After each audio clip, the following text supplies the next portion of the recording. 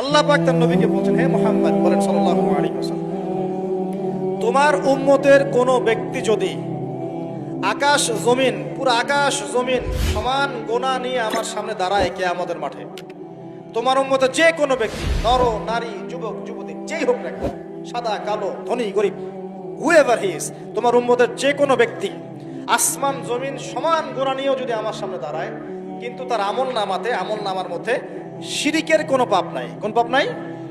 শিরিক তো বুঝি ভাই, আল্লাহর সাথে অংশীদার সাব্যস্ত করা। কিতাবুত তাওহীদ বইটা পড়ে নিয়ে তো এখানে সব দেয়া আছে। শিরকের পাপ নাই, আসমান জমিন সমান পাপ দিয়ে ভর্তি।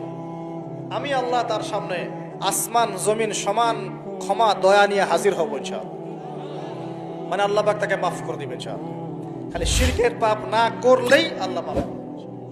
এখন শিরকের পাপ কিন্তু অহরহ হচ্ছে। চিন্তায় শিরক হচ্ছে, কথায় শিরক হচ্ছে, কাজ করতে গিয়ে শিরক হচ্ছে।